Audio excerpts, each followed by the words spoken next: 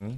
Ang problema natin, yung announcement ni Trump, yung tariff. Apo. Ngayon, pag tinira ni President Trump na 17%, yung unang announcement, nagwabol yung mga exporters. Mhm. Kasi hindi na tugma yung iaangkat nila in lieu of the export. Kasi ang programa ganito, palabas ka ng let's say 100,000 tons, papasok ka ng 1.5. So 150,000 tons comes back Mhm. para makuha mo yung shipping cost mo, yung lahat. Kasi mura yung export eh. Mhm. Ang bili ng US, not as expensive as the world market. So may programa yon. Now, naleche yan kasi nandoon na yung tariff na Mhm. 17%. Mhm. So wala yun sa equation nila. So anong Mhm. ginawa ng mga trader?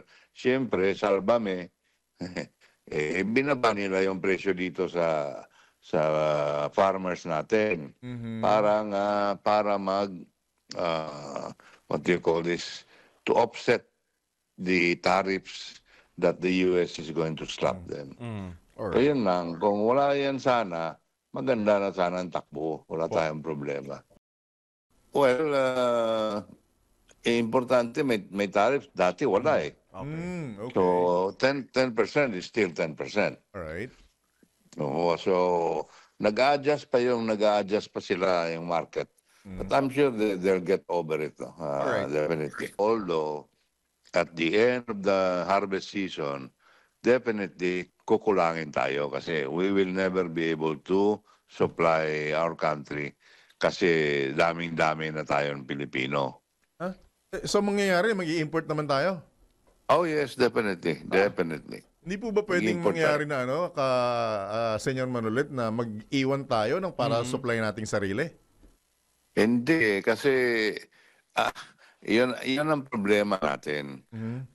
At the peak of the milling season, which is now, kung ikaw ang trader, ginagawa nilang reason, ay, farmer, pasensya, sobrang asukal sa market, o hindi ako makabili ng mataas.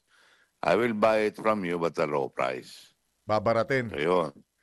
Yun ang ginagawa nila ngayon. Ah, Tinatamaan kami. Yun ang reason eh, which is true. Kasi po. daming asukal.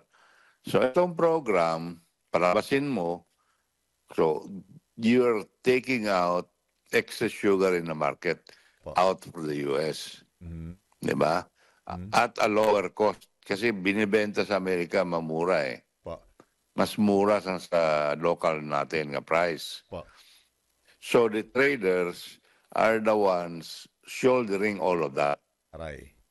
Right? Okay? Po. So dapat they also need to be recompensed. So anong style diyan?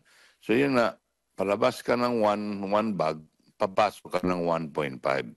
So Laki. yung 0.5, yun ang bayad sa'yo to Mm. pay for your taxes, for Mhm. pay for your shipping, yung angkat, Mhm. yung tariff, lahat-lahat yan. At siyempre, of course, maganansya sila. Opo.